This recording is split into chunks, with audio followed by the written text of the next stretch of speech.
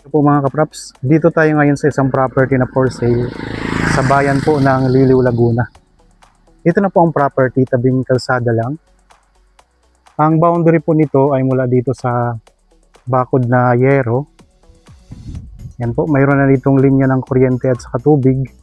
Tapos ito pong direksyon na ito ay papunta po sa town proper ng Pila, Laguna. Kasi boundary lang po ito ng Pila at saka Liliw.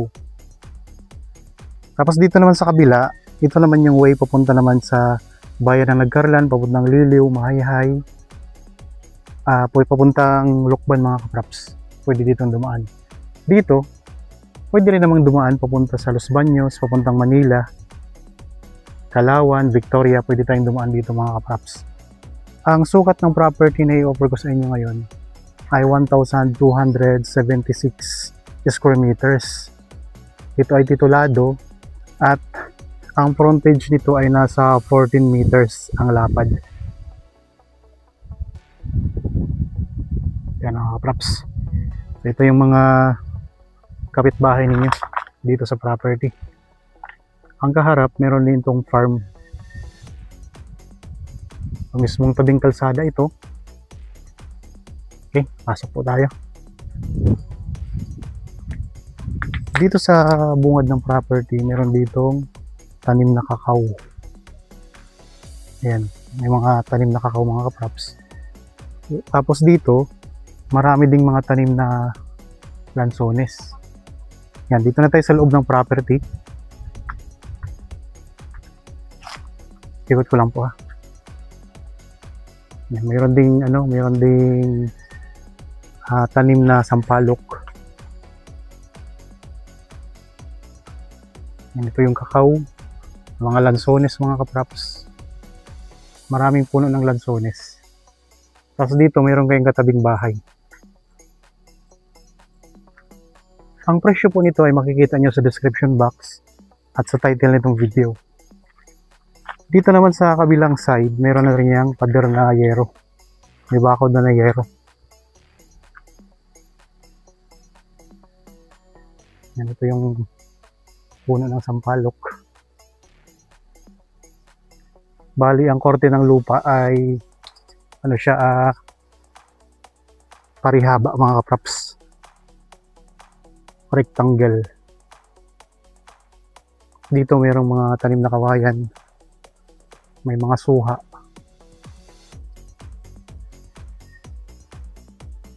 Yan, diretso tayo doon sa may likuran. So, pahaba kasi ito. 14 meters ang frontage. Yan, dito pa sa may likuran, ang daming mga tanim na mga lansones. Oh.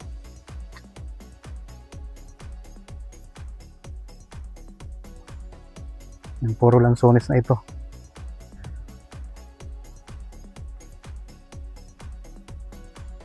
Ito yung barangay hall.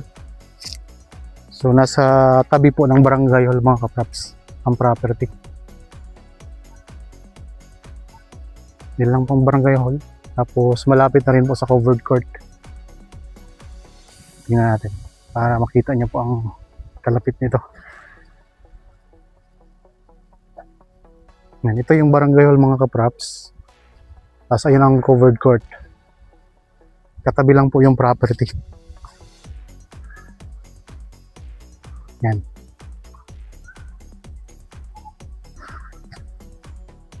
Daming mga tanim nito na lansones.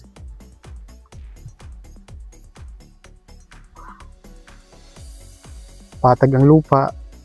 Mayroon ng bakod sa magkabilang gilid. Kaya ang papabakuran nyo na lang.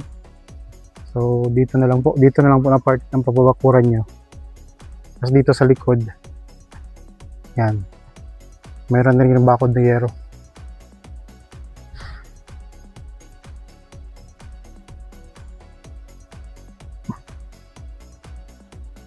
Dito mayroon ding bakod ng yero.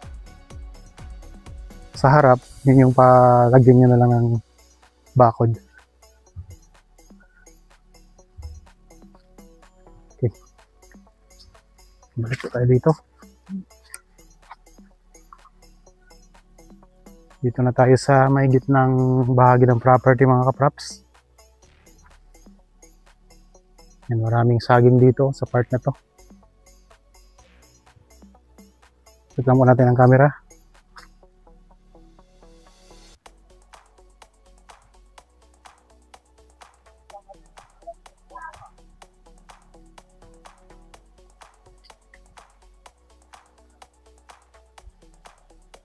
Yun, ang mga tanim mga kapraps, ulitin ko lang, mga lansones, may sampalok, may tanim na puno ng kakao, may mga saging, pero marami siyang lansones ng tanim dito. Meron ng bakod sa magkabilang gilid, dyan, may kapitbahay na rin kayo dyan. Tapos dito may bakod na rin po sa kabila. Ang distansya po dito sa town proper ng Pila, kasi boundary po ito ng Liliw at sa Kapila, ay nasa 10 minutes travel time lang po. Tabing kalsada. Pwede pong tayuan ng bahay.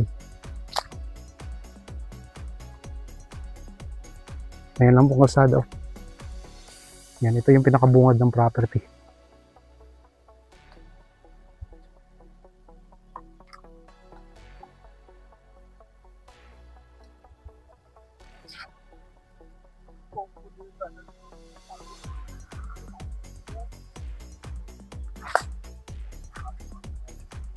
Ito yung kalsada lang mga kaprops.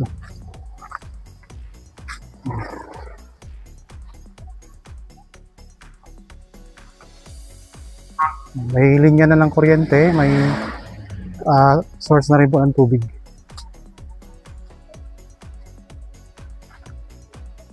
So sa managhanap po dyan ng property na maliit lang ang sukat, ito ay 1,276 square meters lamang. Tapos ang presyo, mura lang po, nandyan po sa description box at sa title po nitong video. Okay, sana nagustuhan nyo po ang property na inuupo ko sa inyo ngayon. Para po sa mga bago pa lang sa aking channel at napadaan lang po dito sa aking channel, huwag nyo pong kalimutang mag-subscribe at pindutin na rin po ang notification bell para maging updated kayo sa mga bagong property na i-offer namin. Maraming salamat po, lagi tayong mag-iingat at God bless po sa ating lahat mga kaprops.